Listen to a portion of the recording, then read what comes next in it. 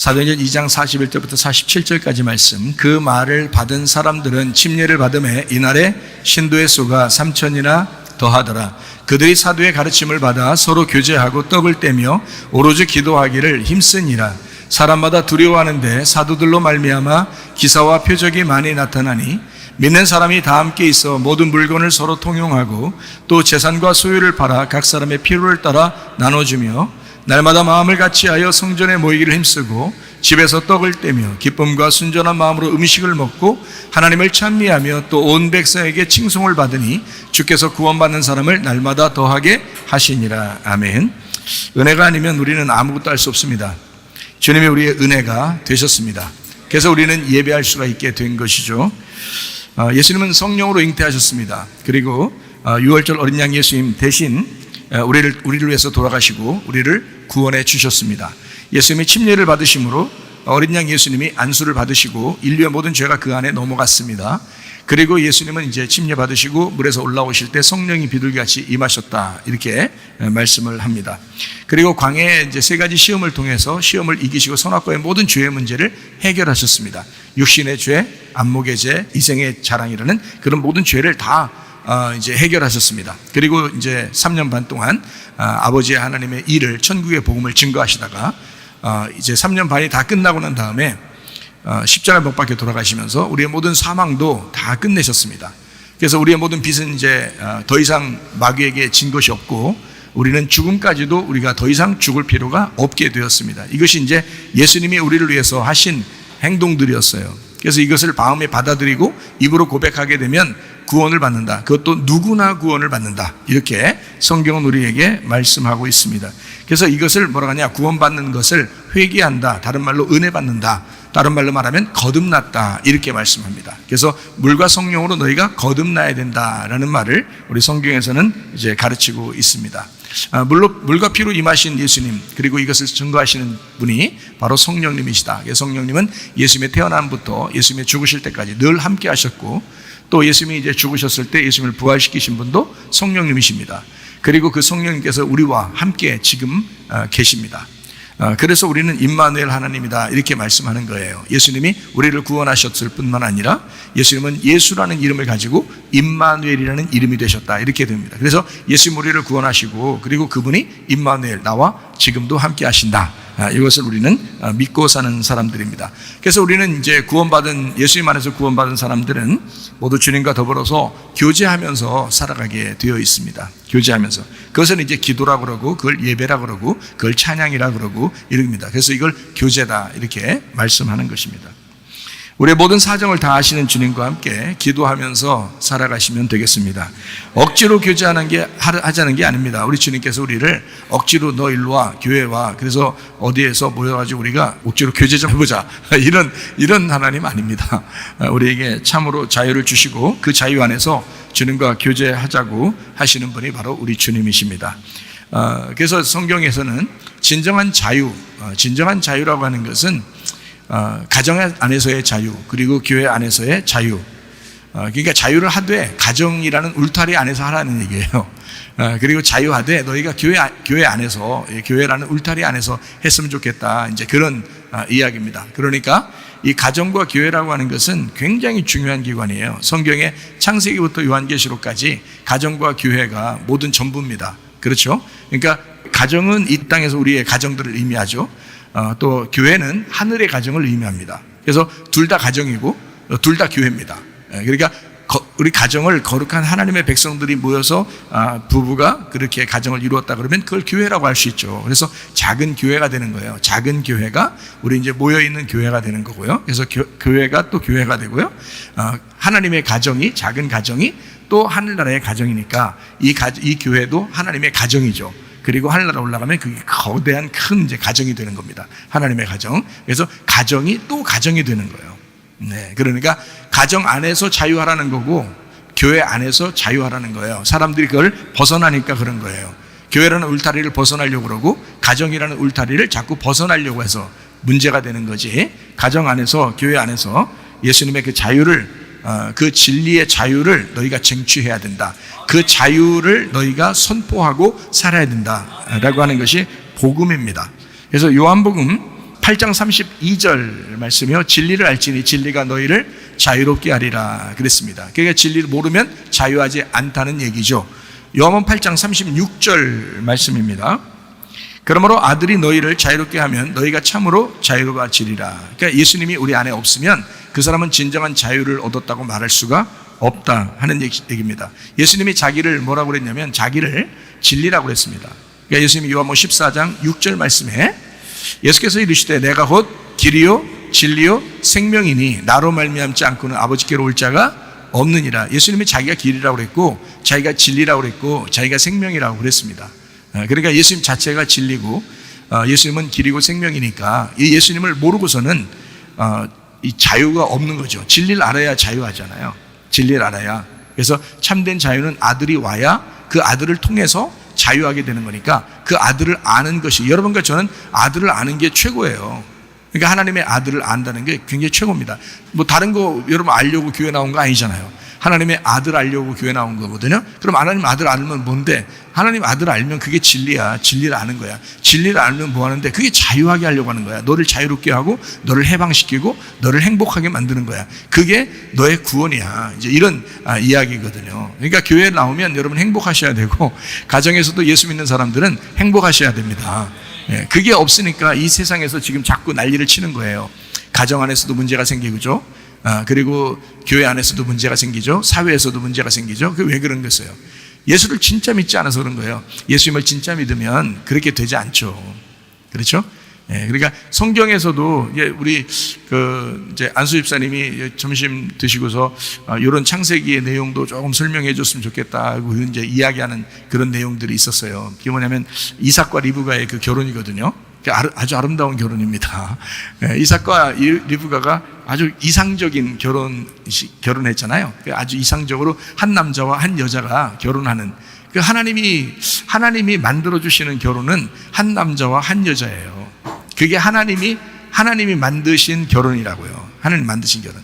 이 세상에 하나님이 인간을 만드시고 둘이 결혼해서 부부로 살으라고 할 때 그때 어떤 사람들이 창조가 됐어요?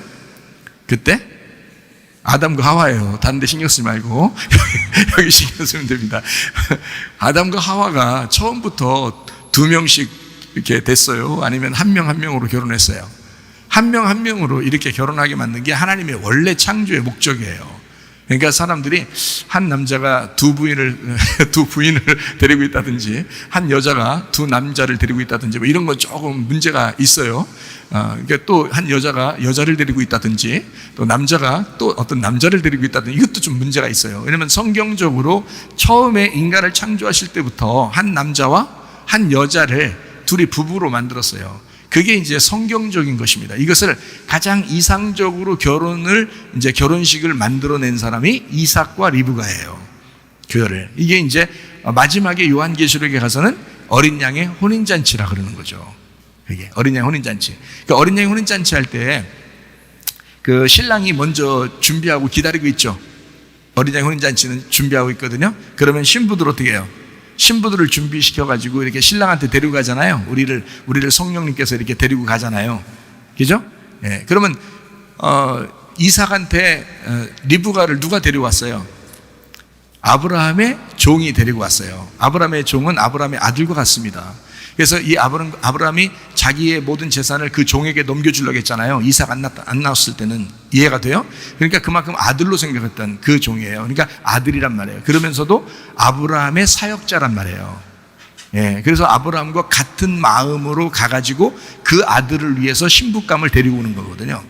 그러니까 그 신부감을 신부를 준비시키고 데리고 오는 자가 누구냐면 아브라함의 종이었잖아요. 맞죠? 그러면 어린 양의 혼인잔치에, 요한계시록 어린 양 혼인잔치에 우리 교회를 준비시켜서 어린 양 신랑 되신 예수님에게 준비시켜서 데리고 가는 분이 누구예요? 성령님이십니다. 성령님. 그래서 성령님이 오시는 거예요. 우리를 준비시켜서 어린 양의 혼인잔치에 신랑한테 데리고 가기 위해서. 그럴 때 이제 신랑이 어떻게 해요? 이삭이라는 신랑이 딱 준비하고 있을 때 이제 리브가가 이제 오잖아요. 그죠? 또 이제 리브가가 물어보죠.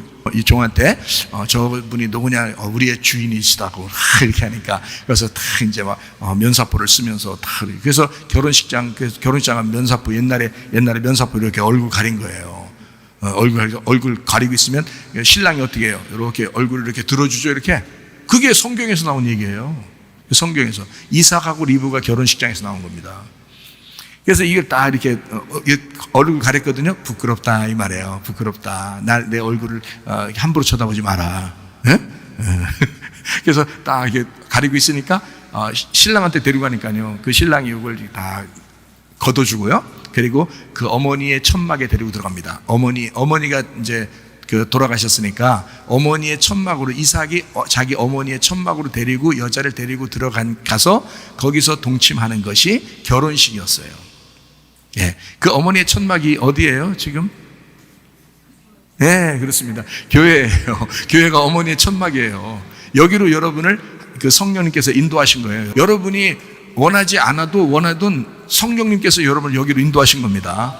인도하셔서 여기서 어떻게 해요? 준비를 시키는 거예요. 여기서 동침하는 거예요. 말씀으로 동침을 해서 예수님이 결혼하자고 하는 것이거든요. 여기서 여러분 그 면사포를 이렇게 벗겨주시고요. 다시 말하면 진리로 이렇게 진리 가운데 감추어진 걸 자꾸 벗겨주는 거예요. 벗겨줘가지고 말씀을 자꾸 벗겨줘서 여러분을 신랑 되신 예수님이 이제 신부감으로 이제 마련하는 거죠. 여기서. 예, 그러면 여러분 속에 이제 다시 이제 잉태하는 아들을 잉태하는 축복을 갖게 되는 거예요. 그게 그 아들이 예수님이란 말이에요. 예. 그러니까 우리는 신랑 대신 예수님 만나서 와가지고 예수님을 잉태하는 거예요. 또 예수님을 출산하는 거고요. 다 뭘로 돼 있어요? 그러니까 예수님이 말씀으로 돼 있어요. 그래서 말씀이신 예수님을 만나 말씀이신 예수님을 잉태하고 출산하는 것이 우리가 할 일이란 말이에요. 여기서 주님 나라에 갈 때까지 하는 일. 그게 교회에서 하는 일이에요. 그러니까 한 남자와 한 여자를 만나는 것이 하나님의 축복이고 이것은 하나님의 계획이었다. 이것을 깨뜨리려고 하는 자들이 있다. 이게 지금 세상입니다. 이것이 지금 세상이에요. 소돔과 고모라가 왜 멸망하겠어요? 동성애가 있으니까 그래요. 네. 그리고 성이 난잡하니까, 음란하니까. 그러니까 롯이라고 하는 사람은 어떻게 해요? 롯이라는 사람은 그 소돔과 고모라를 보면서 슬퍼했다 그랬어요. 괴로워했다 그랬어요. 마음이 찢어졌다 그랬어요. 그 사람을 하나님이 구원하신 겁니다. 롯이라는 한 사람만 구원했어요. 나머지를 구원할 수가 없어요. 다 소돔과 고모라가 돼가지고 다 속아 넘어가가지고서.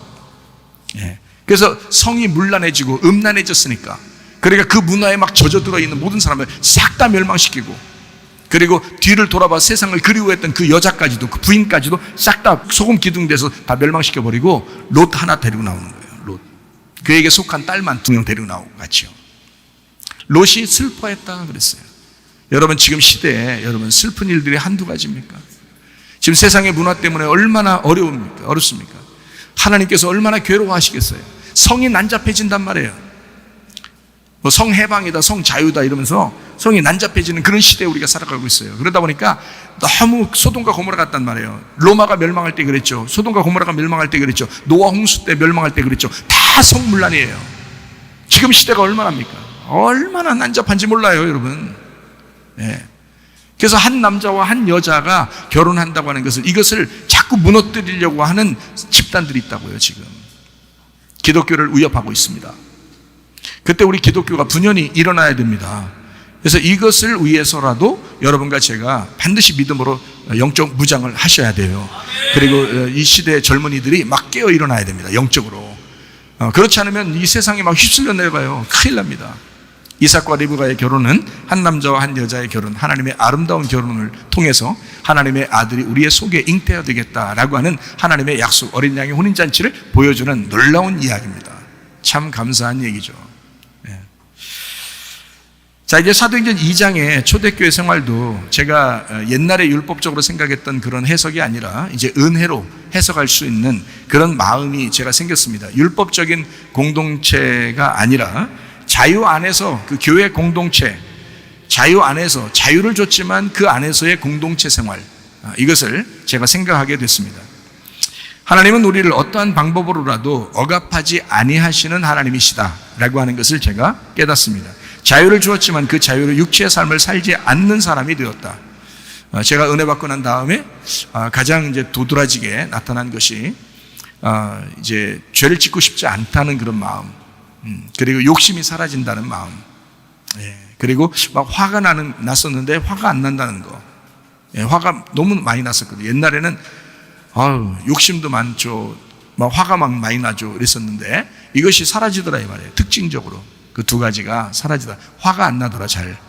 그렇다고 목사님 화 나나 안 나나 한번 찔러보자. 계속 와서 찔러보고 그러지 마세요. 간지러워. 그래 화 안 나려고 하더라 이 말이에요. 그리고 욕심이 잘 안 생기려고 하더라. 그리고 음란이라는 이런 죄 같은 것도 이런 거 막 더럽게 여겨지고 좀 안 하게 되고 이렇게 막 그 기분 나쁘게 생각되고 이렇게 막 그 이 세상의 그 더러운 죄악들이 좀 더럽게 여겨지더라는 거죠. 예, 그것이요. 그리고 이제 거룩하고 깨끗하고 이렇게 정결하게 살고 싶더라. 그 거룩하게 말씀으로 살고 싶더라. 예, 그런 마음들이 이렇게 생기는 거. 육체의 삶을 살지 않고 나에게 자유를 분명히 줬지만 우리 주님은 나를 은혜를 베풀고 자유를 줬지만 그러나 그 자유로 내가 육체의 삶을 살지 않게 되었다. 갈라디아서 5장 1절 말씀입니다. 그리스도께서 우리를 자유롭게 하려고 자유를 주셨으니 그러므로 굳건하게 서서 다시는 종의 멍에를 매지 마라. 다른 말로 말하면 율법의 어떠한 율법도 다시 만들지 마라 그 말입니다. 어떠한 규칙, 사람들이 만들어내는 그런 규칙 같은 거 있잖아요. 뭐 성탄절이면 성탄절이다. 사람들이 뭐 모여야 된다. 밤에 모여야 된다. 놀아야 된다. 뭐 해야 된다. 뭐 이런 날을 뭐 지켜야 된다. 뭐 이러는 거. 또 안식일이면 안식일 뭐 이런 걸 꼭 지키지 않으면 뭐 너희들은 뭐 믿음의 사람들이 아니다. 뭐 이런 얘기들. 뭐 이런 것들은 사람들이 자꾸 만들어내는 거란 말이에요. 성경에 나와 있는 모든 것들을 주님이 다 이루셨어요. 우리에게 자유를 선포했다고요. 너 자유롭게 해. 근데 그 자유를 내 마음대로 쓰고 싶지가 않은 거야. 예수님을 진짜 믿은 사람들은 성탄절 날만이 아니고 그날만 예수님의 태어나심을 생각하는 게 아니라 평상시에도 예수님의 태어남을 생각하고 싶은 거예요. 안식일 날이라는 토요일 날 예수 하나님 앞에 예배드린다고 하는 그런 마음에서 벗어나서 그걸 초월해서 평일 날에도 월, 화, 수, 목, 금, 토, 일 언제나 하나님 앞에 예배할 자세가 되어 있다는 거예요. 자유를 주었는데 그 자유로 내 것으로 쓰지 않고 헛되게 쓰지 않고 오직 하나님에게 내가 온전히 매이는 그 기쁨으로 매이는 사랑의 줄로 매이는 사람이 되었다. 율법적으로 하지 않는다.